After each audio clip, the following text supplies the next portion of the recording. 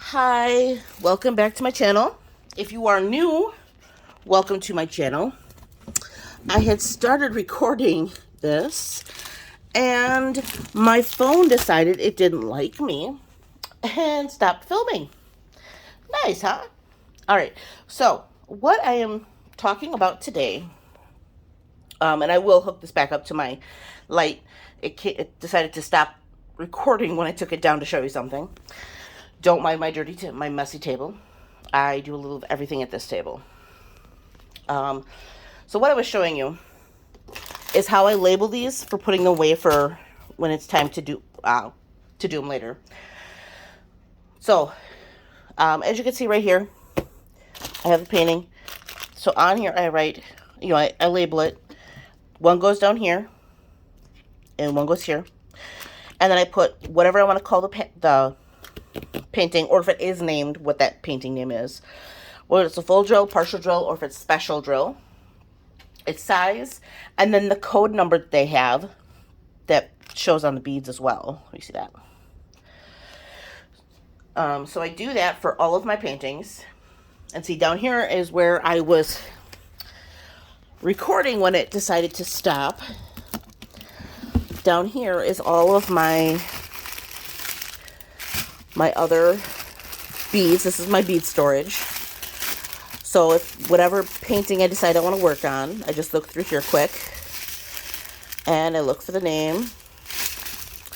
Yeah, some of these I didn't have little baggy things for them anymore, so they're just taped together. Good thing to have that the code for the pattern on there as well, because if they didn't, I don't know what happened. But yeah, so I have many in here, and so that's where my beads go. Don't mind my garbage can, it's overflowing. This is where I store everything else. So I've got like my extra baggies, all my kits that come in. Look at them all. There's so many.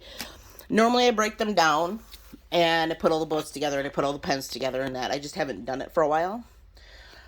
In here is also where I keep any tapes I use. So when I'm framing, sometimes I'll put tape around them. And this, you guys, it is cheap $1 duct tape from Dollar Tree. And it looks amazing on some of my paintings. And what I did, I don't know if you can tell or not on here, there's actually lines that go down here. And I just followed the line with my X-Acto knife. So that's what I did that. More baggies. So when I do my lining, which I'll show you here in a second, is this. When I'm lining, so I line my sections out like this so I can work on them. So here's the last section I finished. I just didn't cut it off yet.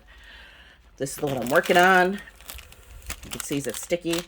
Kind of gives you a little easier way to see the area you're working on, because you work within the taped area. And so you're not trying to figure out where that space is that you cut your pattern off at. Whoop. I'm losing stuff here. Under here, for now, is where I've been storing all of my paintings after I label them. I will be moving these to a better area, obviously, because I'm getting some bigger ones now. That's not going to quite work anymore. All right. Ooh. Sorry for my noises. I'm a bigger girl, and getting up and down with bad knees can be difficult. So I'm going to pause you quick, and then I'm going to put you back in the holder, and we'll do some more. Okay. So now I'm going to look a little sideways because I got to move my table around so I can do this an easier way. But as of right now, I'll be a little sideways. So I'll turn this so you can still see it the right way. So this is the one I just labeled. I'm not going to make you sit through all of the ones I label because this will be a long process. So I'm going to show you how I go about sectioning off. Normally with one this small, I don't always do the sectioning, but especially the bigger ones. But this is the one I have labeled. So I figured I'd start with this one. So I just use masking tape because it's $1 at the Dollar Tree. And I'm cheap and broke. I'm a school bus driver. So there isn't a whole big budget there for that. So what I'll do is I will measure the actual, I love this metal with the cork on the bottom. Measure the actual diamond painting area and figure out, since it's about 23, so it's just shy there. So this one I'll actually just do in 4. You just divide it up to how many areas, how big of a section you want. My 30 by 40s, I usually end up with 9 sections. So this one, I'll actually pretty much just go right in half on both. So then what I'll do is get it set up again here at the bottom. There's half, so half of 23 is, we'll see, if it was 24, it'd be 12. So we'll do like 11 and a half. So like right here. So we'll just slide this down a bit and put a little notch. And then I'll do it up again at the top. And your sections don't have to be perfectly even either. You do want to make sure, however, you do both top and bottom and side by side, because you do want to make sure that you're measuring the same level or same way, so that when you go to put your tape down, that you end up with a somewhat even line. I mean, if it's a little crooked, that's not a big deal. But when you got a line that you're going all of a sudden like this, that changes your section. It makes it a lot different. And like I said, for some it probably doesn't matter. And like I said, normally with ones these small, I don't really even pattern off. And if I have a day where I am not planning on doing much of anything else, I might not even section it and just rip the whole thing off with plans to do the whole thing. So I got that. So now I kind of just guesstimate right here like that, just to how long of a piece I need. And because I got my notch on both sides, I line it up and set it down. And I'll do the same this way.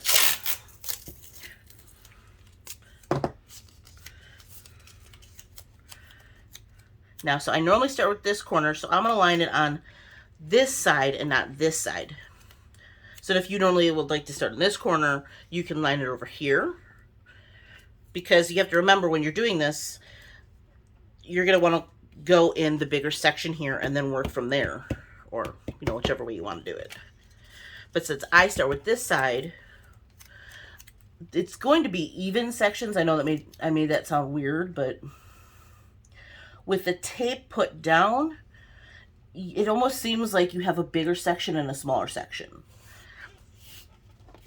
But it's just working in this section that is not very straight. Let's fix that.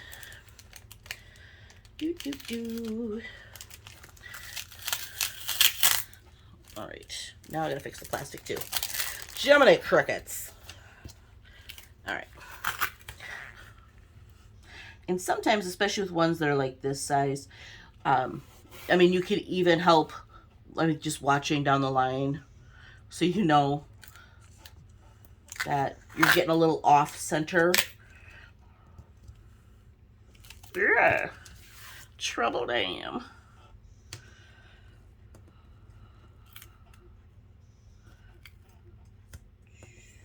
Sorry, sometimes it's hard for me to talk and think and do at the same time. All right, so that's how we do.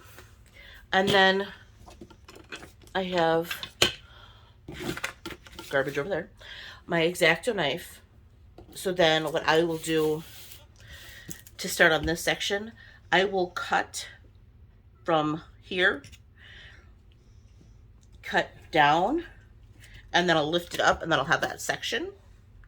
And then just lay it down when I'm done working on it. And you don't want to cut, you're not going to press so hard, you know, that you're going to go through the canvas. You just want to push hard enough that you're going through the plastic. And if you have to do it more than once, just to make sure you're not pushing too hard until you get used to actually doing it, and getting that feel when you're hitting too far down, go for it. I mean, it's your painting. I mean, you obviously don't want to wreck it. So just take your time. Yeah. See, now it looks like here that this is the biggest section, but the sections are pretty close in size. It's just by the way the tape is set that it looks that way. All right, so that is all I'm going to do for this video right now. Later on, I will do another one, but it is time to go back to work. So that's all I have for you today, or at least in this video. Hopefully I'll get to record again later tonight. Do a little maybe whip and chat on my tree. So again, if you like watching my videos, please hit subscribe and then hit that little bell symbol so you get your notifications, letting you know when I drop another video. And I will see you later. Any questions? Throw them in the comments. Any ideas of what you prefer me to do? Throw them in the comments. I'm here for you, and I hope you have a wonderful day.